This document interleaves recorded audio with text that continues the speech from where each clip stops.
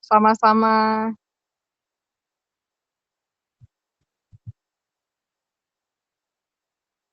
Mmm.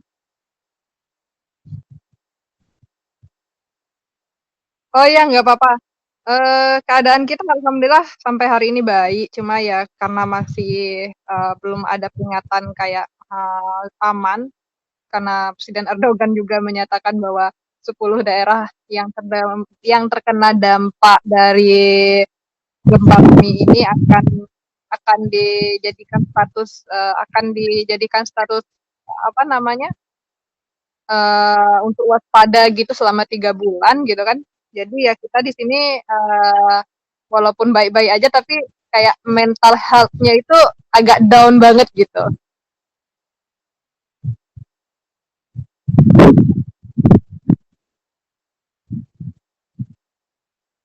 Iya, awalnya saya di, Adana, di pusat kotanya banget, di dekat kampus Tsukuroba University di asrama mahasiswa.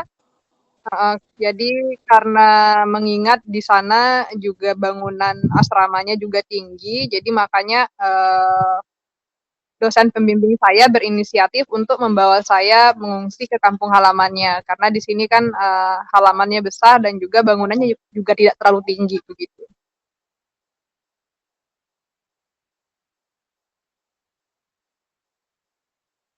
Heeh. Jadi, memang untuk mahasiswa Indonesia yang ada di Adana itu cuma 2 orang, saya dan teman saya, yang mengungsi itu cuma saya dan teman saya dia akan, mengungsi ke Istanbul besok pagi.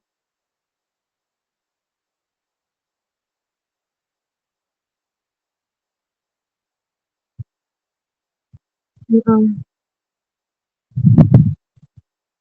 Ya jujur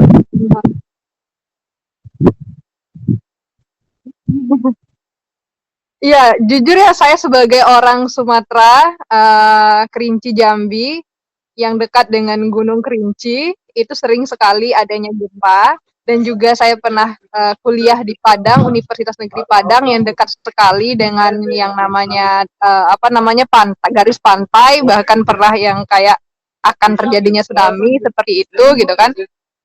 Itu tidak semenakutkan, yang terjadi di Turki sekarang gitu. Karena yang di Indonesia itu kalau ada gempa paling kayak satu provinsi gitu, satu provinsi cuma di satu titik gitu. Ini di Turki sendiri ini ada 10 titik, bahkan itu sampai ke negara tetangga, sampai ke Suriah gitu. Dan itu besar banget wilayahnya gitu kan.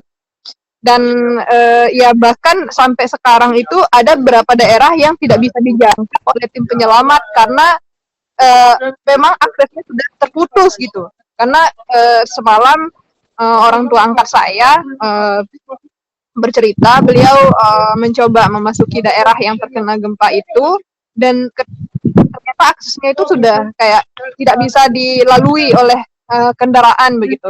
Yang beliau lihat kayak sudah kayak lapangan bola itu udah datar semua dan nggak ada satu orang manusia pun. Mungkin kayak setiap 30 menit ketika beliau berhenti di sebuah warung, uh, mungkin setiap 30 menit sekali ada yang lewat gitu kan. Dan orang di sana juga bilang kayak tim penyelamat belum bisa masuk ke sana karena aksesnya memang sangat sulit. Jadi memang kayak jangankan di Suriah yang tidak ada tim penyelamatnya, di Turki pun yang seperti ini juga masih ada beberapa bagian wilayah yang tidak bisa dijangkau gitu.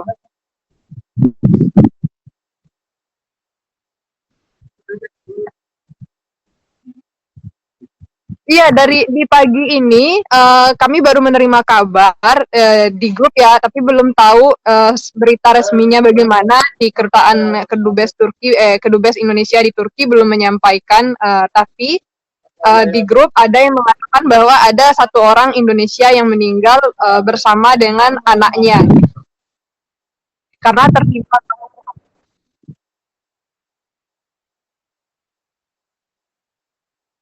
itu di daerah pusat gempa di Kahramanmaraş.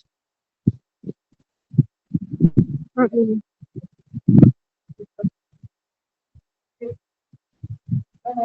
Saya kurang tahu sih usianya berapa, tapi yang jelas beliau punya anak gitu, bersama anaknya satu, kata kata orang begitu.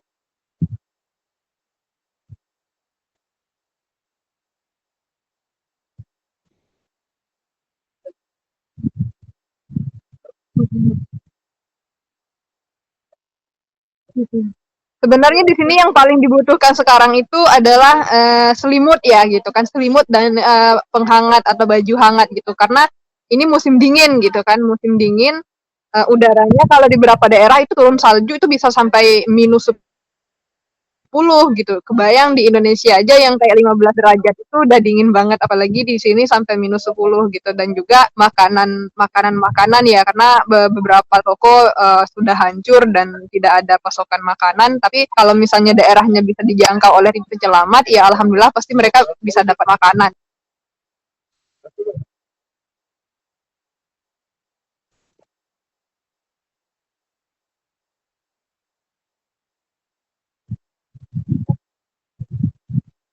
Sebenarnya kalau dari laporan dari BMKG di sini gitu ya, itu sebenarnya kayak setiap 5 menit itu selalu ada gempa, cuma dalam skala Richter yang sedikit, kayak misalnya 2 skala Richter, 3 skala Richter, itu selalu ada, tapi kita nggak ngerasain karena memang kayak sangat kecil skala Richternya gitu.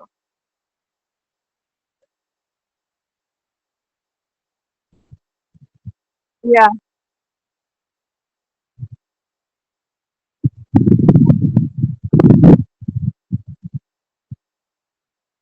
Nah, itu sih yang belum ada di sini. Sebenarnya kita juga butuh yang layanan yang seperti itu ya, karena kayak kebanyakan juga anak-anak dan juga orang-orang sini pun juga sedang mengalami apa permasalahan yang sama dengan kita.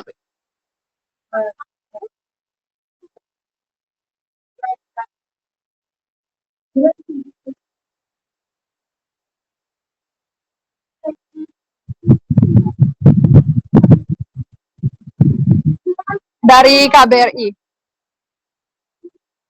Kalau dari KBRI sendiri itu sudah melakukan apa namanya, sudah mengirimkan bus dan sudah mengungsikan 140 warga negara Indonesia di beberapa titik gempa yang sangat parah di sini gitu kan, dan juga sudah mengirimkan bantuan kepada masyarakat Indonesia melalui Palang Merah Turki.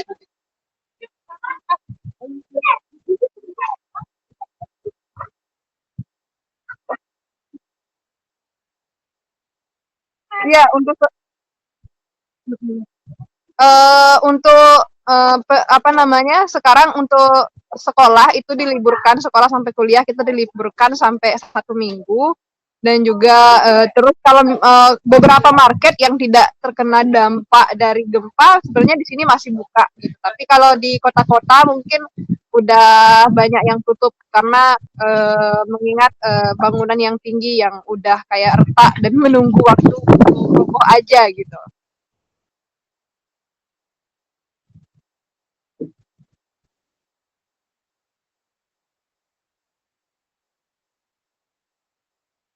Ya, yang dari terakhir berita yang saya lihat barusan itu 6.000 lebih yang korban luka yang udah dievakuasi, korban meninggal dunia yang udah dievakuasi 6.000 lebih. Kemudian ada sekitar 23.000 lebih korban luka-luka. Itu yang sudah dievakuasi.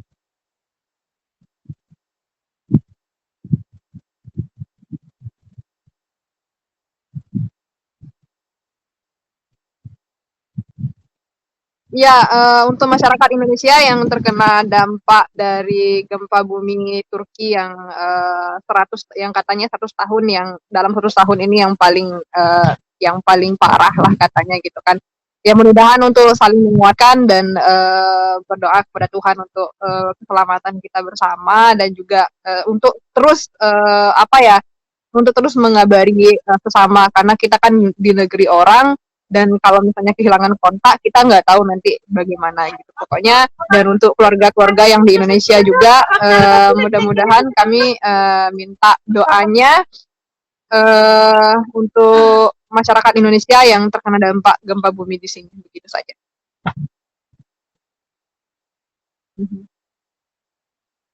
Iya,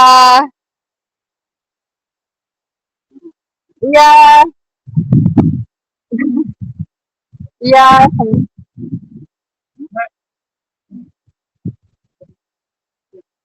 Oke. Iya.